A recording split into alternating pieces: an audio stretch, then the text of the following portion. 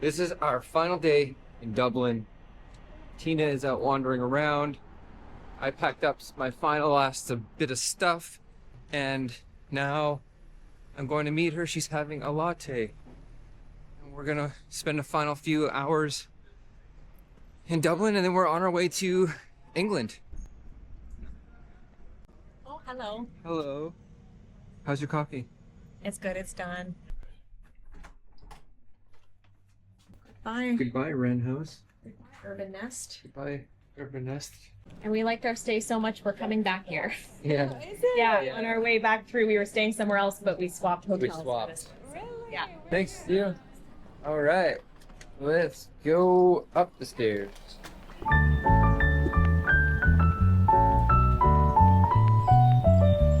Okay, today is a very boring day for travel. So if you want to skip this video, go ahead, come back tomorrow. Tina's smirking at me. How rude. Tina thinks every day of travel is cool. This is exciting. But today we're waiting for our bus now to go from Dublin to the airport and then to London. And so at the airport, I'm gonna try and I want to break down I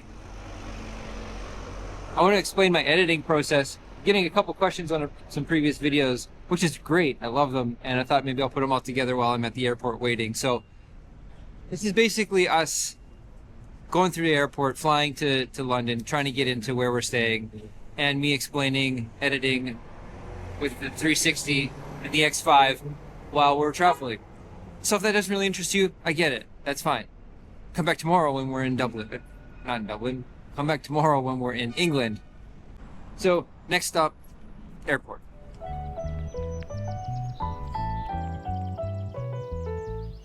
The Dublin Express is our bus. You can't see it, it's way down there. And we were told it stops here, but we're not certain because there's no markings. So, we may have to run if it doesn't actually stop here. Okay. Nope, he's signaling. We got a bus.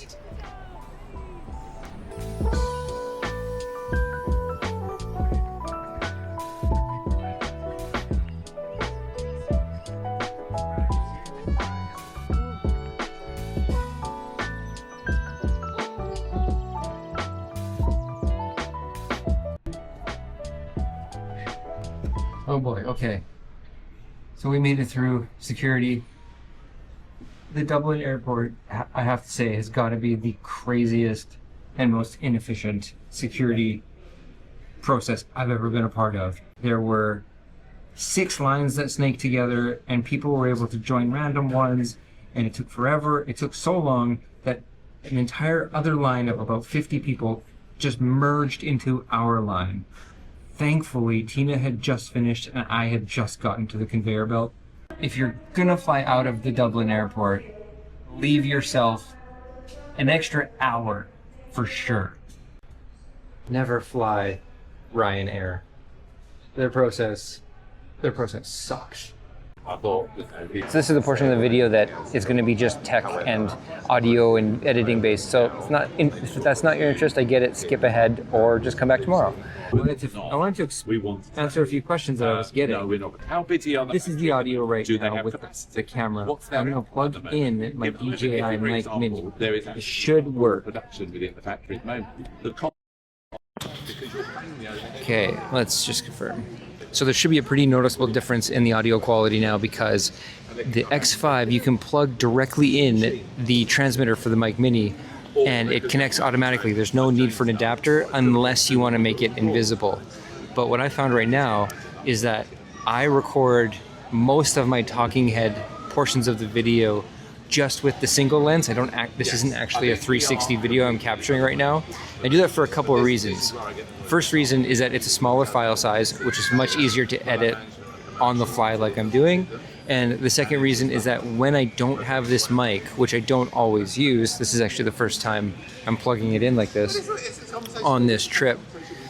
When you don't have a mic plugged in, I've noticed that the front facing, using the lens that faces back, so technically it's the rear lens, the mic picks up better than when you do a 360 video and you still face the mic towards yourself. I'm not sure if there's like a difference in the software or how they have the algorithm set up for the microphone, but the mic does a much more direct job when you're using the back-facing lens in single lens mode. But in a situation like this at an airport, the ability to plug in a transmitter and have really good audio, I think is fantastic. And X5, the Insta360 X5, I haven't seen people talk about it except for one person, and I don't even remember the video, but it was amazing. And so I brought these at the last minute in case I needed it. And so my whole day, I have a string around my neck just in case I want to wear the mic and have it concealed. I have this little string with me at all times. So that's how I record the audio. When I'm recording everything with just the onboard microphone, all I do when I edit is a bit of voice cancellation at about 50% and a little bit of loudness increase. And it turns out great in my opinion. You don't need anything more special. And that's basically the audio. So the tip that I have is that use single lens mode and face the mic towards you. And then the second question I've been getting is, how do I edit? What software? Because I mentioned I was editing on my iPad, and there's basically two editing softwares that I think really exist on the iPad. So this is my setup, and I'm using Final Cut Pro, testing it out because I am a Final Cut user on my iMac. I have not explored DaVinci Resolve or even like the old iMovies or anything like that, or CapCut, anything like that. I'm using Final Cut Pro, and it's been great. There's two things that I've learned though. One, make sure that when you create a video, you select the library to run from an external hard drive. That way you don't have to spend $1 million on the most kitted out iPad, which is basically the same price as a MacBook. So plug in an SSD and save the library to that SSD so nothing takes up space on your iPad. I have a 64 gig iPad from like 5 years ago, and it's been doing great.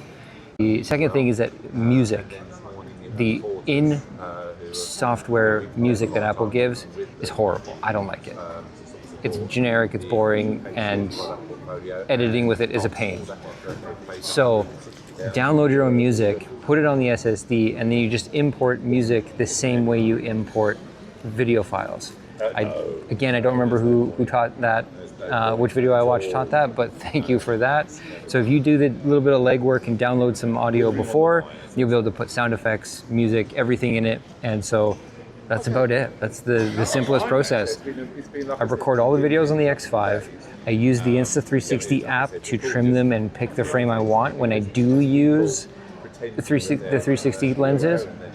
And then from there, I export that as a file, so my edit ends up being 70% complete because everything is clipped. Then I port that all over to Final Cut Pro, throw that in the software, and then I just add music to it and do my little writing on the screens, and then that's it.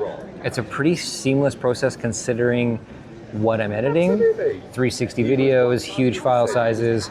I've got each file ends up being about 10 gigabytes of data, and it's all being done pretty seamlessly on an iPad. I have a dongle where you can plug in a power source because it will eat the battery of my older iPad. But that's the Cole's Notes of how I edit these videos, start to finish.